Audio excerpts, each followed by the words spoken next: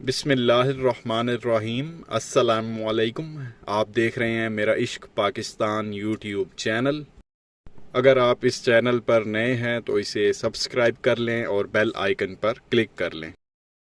मुहिब वतन पाकिस्तानियों, कैसे हैं आप सब लोग? I hope you are having a good day. आपका जो दिन है वो अच्छा गुजर रहा होगा। काफ़ी दिन हो गए थे कोई वीडियो रिकॉर्ड नहीं की थी, तो सोचा वीडियो रिकॉर्ड करके जो है आप तक कोई ख़बर पहुंचाई जाए। तो आज के हवाले से बात करेंगे। आज जो अहम डेवलपमेंट हुई और जो कल रात को सारे मामलात हुए पूरे पाकिस्तान में, आपके सामने जो पीटीआई के लोगों के साथ किया गया।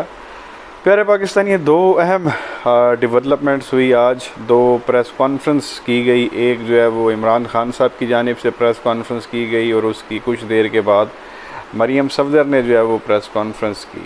पहले बात कर लेते हैं खान साहब की प्रेस कॉन्फ्रेंस के बारे में। खान साहब ने जो है वो मजम्मत की जो कल रात से 24 घंटे हो चुके हैं, जो पिछले 24 घंटों में पीटीआई के लीडरान के साथ किया गया, एमपीए के साथ किया गया, एमएनएस के साथ किया गया। जो आपने देखा, जो फुटेजेस जो है वो सोशल मीडिया पर वायरल हुई। खान साहब ने जो है वो 2:15 बजे आज प्रेस कॉन्फ्रेंस की और खुलकर जो है वो मजम्मत की जो मौजूदा हुकूमत इस वक्त कर रही है। बेचारे आप ये देख लें, जो कैंसर के पेशेंट, अब डॉक्टर यास्मीन राशिद साहिबा जो है वो कैंसर की पेशेंट है, उनको जिस तरह से जो है उनके साथ सलूक किया गया, वो बेचारी नीचे ज़मीन पर बैठी हुई थी। इसी तरह से एक और बूढ़ी एमपीए हैं पीटीआई की, उनको पकड़ के साथ ले गया। उनको दिल का भी मसला था और उनको कैंसर की भी पेशेंट थी। फिर जिस तरह से जो है वो नासिरा इकबाल, जो हमारे इलामा इकबाल हैं कौमी शायर, उनकी बहू के जिस तरह घर वहाँ पे जो है छापा मारा गया। पुलिस वालों ने अपनी गाड़ी जो है उनके जो है वो गेट पे मारी और गेट का जो है वो दरवाज़ा तोड़ दिया। तो 24 घंटे में काफ़ी इस तरह के जो है वाक़यात देखने में आए। जितने भी पीटीआई के सीनियर लीडरान थे, एमपीए थे, एमएनए थे, सब के घर में छापे मारे गए। जो मिल गया उनको पकड़ लिया, जो नहीं मिले उनके घर में जाके उन्होंने ना ख़वातीन का ख्याल किया, उनकी तौहीन की गई, ना चादर का ख्याल किया गया, ना चार दीवारी का ख्याल किया गया। ऐसे लग रहा था जैसे जो है ना वो मकबूजा कश्मीर में हम लोग बैठे हुए और भारतीय फ़ौज जो है ये सारा कुछ कर रही है। तो खान साहब ने जो है वो प्रेस कॉन्फ्रेंस की और प्रेस कॉन्फ्रेंस के दौरान जो है उन्होंने खुल के जो है वो इस चीज़ की मजम्मत की और कहा कि इस चीज़ को रोकना चाहिए। साथ उन्होंने कहा कि भाई ये हम पुरअमन एहतजाज करने के लिए जो वो है आ रहे हैं कल। और मेरी जो है वो 26 साल की सियासत है। इससे पहले भी मैंने जो है वो 126 दिन का धरना दिया। तो कौन सी हमने यहाँ पे आके इस्लामाबाद में लड़ाई किया या तोड़ फोड़ किया या नुकसान पहुँचाया या दहशतगर्दी की है या कोई भी ऐसा काम किया? तो ऐसी कोई तारीख़, ऐसी कोई हिस्ट्री जो है वो नहीं मिलती कि ऐसा मैंने कोई काम किया हो। और पुरअमन एहतजाज जो है वो हमारा हक़ है और हमें इस चीज़ की जो है वो इजाज़त दी जाए। तो अब खान साहब ने खुल के मजम्मत की और दो इदारों का आप कह लें कि उन्होंने खुल के नाम लिया। एक तो जुडिशरी का, उन्होंने कहा कि जुडिशरी को जो है वो फ़ौरन नोटिस लेना चाहिए इस चीज़ का जो मौजूदा इस वक्त हरकतें कर रही है, जिन हरबों पे वो उतरी हुई है। और साथ उन्होंने न्यूट्रल्स का लफ्ज़ यूज़ किया।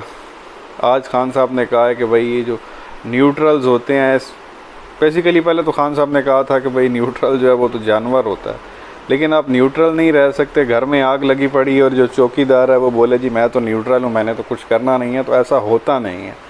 तो खान साहब ने ये कहा कि अगर खुदा न खास्ता जिस तरह जो है ये मामलात चल रहे हैं, अगर मुल्क में कुछ हुआ तो जो न्यूट्रल्स हैं बेसिकली वो भी इक्वली रिस्पॉन्सिबल होंगे, ज़िम्मेदार होंगे। और हम जिस तरह से हालात चल रहे हैं, हम श्रीलंका में जिस तरह के हालात हैं हम उसकी तरफ बढ़ रहे हैं, इसको जो है वो फिल फोर हमें जो है वो रोकना चाहिए। तो दो मेन इदारों को खान साहब ने मुखातिब करके कहा कि आप बीच में जो है वो इंटरवीन करें, इंटरवेंशन करें। इंटरवेंशन का खान साहब ने लफ्ज़ किया और इस चीज़ को रोकें। हम पुरअमन एहतजाज के लिए आने लगे हैं। और ख़ान साहब ने कहा कि कल खैबर पख्तूनख्वा से जो है वो काफ़िले निकलेंगे और उनकी क़यादत खान साहब करेंगे। और इंशाअल्लाह कल 3 बजे का तो टाइम दिया गया, लेकिन ये शाम मगरिब हो जाएगी जब खान साहब इधर पहुँचेंगे KPK से। अब देखना ये है कि हुकूमत क्या करती है, या कि उनको आने देती है, नहीं आने देती। मुझे तो पर्सनली जो है वो दो चीज़ें नज़र आती हैं। एक तो ये कि ये पहले ही जब KPK से पंजाब में इंटर हों, अटक जब पहुँचें तो वहीं पे ये रोक लें जो मौजूदा हुकूमत वाली है। खान साहब के काफ़िले को वहीं जो है ये ब्लॉक वगैरह कंटेनर लगा के तो काफ़िला वहीं रोक दे, इधर आने ही ना दें इस्लामाबाद में। एक तो ये लोग ये काम कर सकते हैं, क्योंकि इसकी एक हमें पहले मिसाल मिलती है। जब नून लीग की हुकूमत थी और उस वक्त धरना चल रहा था, तो परवेज़ खट्टप साहब जो है वो KPK से उन्होंने इधर आना था अपने काफ़िले के साथ। तो इन नून लीग वालों ने, क्योंकि इनकी हुकूमत थी, तो उन्होंने अटक में ही वहीं रोक दिया था और रोड ब्लॉक कर दिए थे, सीमेंट के ब्लॉक रख दिए थे, शेलिंग करवा दी थी। तो वो फिर काफ़िला वहीं रुक गया था और वहीं से वापस चला गया था। तो हो सकता है कि ये वाला दोबारा प्लान जो है वो कल इम्प्लीमेंट किया जाए, इसी तरह का काम कि अटक ही इनको रोक लिया जाए, वहाँ शेलिंग की जाए, कंटेनर्स लगा के उनको रोक दिया जाए।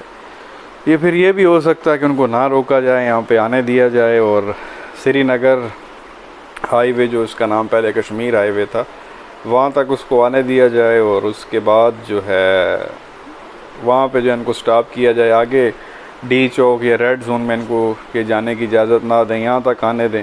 तो ये दो चीज़ें समझ में आती हैं। तो देखना ये है कि कल क्या होता है। कल खान साहब यहाँ पहुँचेंगे इंशाअल्लाह। और ख़ान साहब ने यह कहा कि डरने की जो है वो ज़रूरत नहीं है, ये पकड़ धकड़ इसीलिए कर रहे हैं कि अवाम डर जाए और आज़ादी मार्च में ना आए, लॉन्ग मार्च में ना आए और लोग जो है घर पे बैठ जाएं। तो खान साहब ने कहा कि पुलिस की कितनी एक तादाद, अगर अवाम का जमे गफ़ीर होगा, बड़ी तादाद में अवाम निकलेगी तो पुलिस क्या कर लेगी।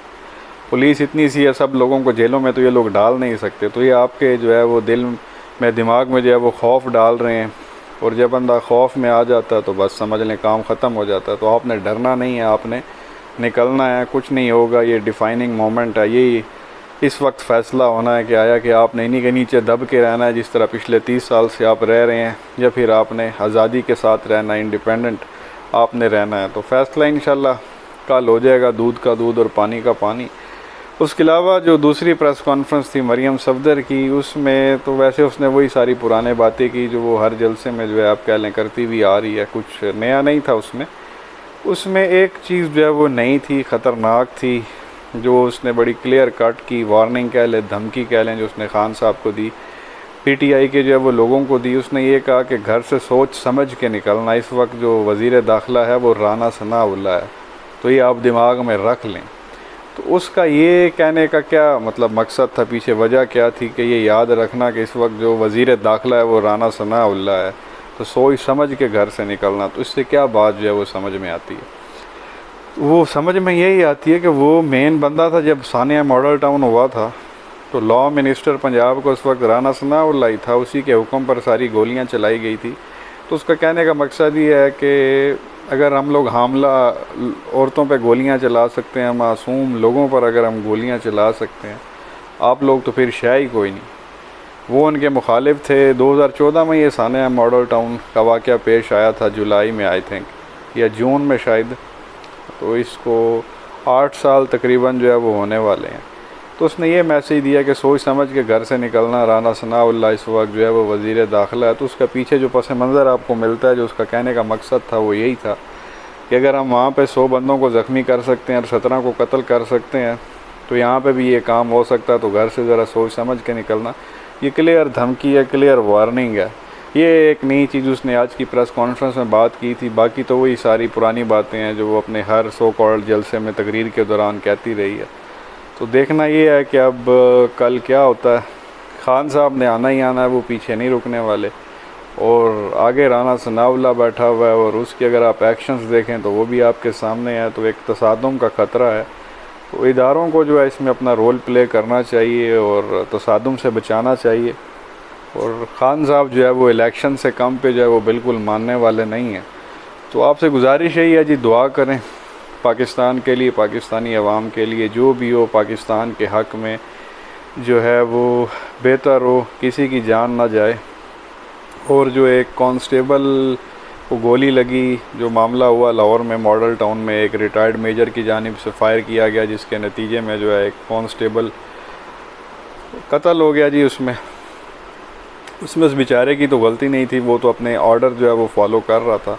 तो आपसे गुजारिश है कि उसके लिए भी आप दुआ करें, उसके लवाहिकीन के लिए, उसके जो बच्चे हैं बेचारे छोटे छोटे, उसकी बीवी के लिए, और जो उसके रिलेटिव्स हैं, अल्लाह जो है वो उनको सब्र दे। आप क्या कहेंगे नीचे कमेंट सेक्शन में जो है वो अपनी राय का इजहार ज़रूर करें। वीडियो को लाइक करें, चैनल को सब्सक्राइब करें, बेल आइकन पर क्लिक करें। शुक्रिया।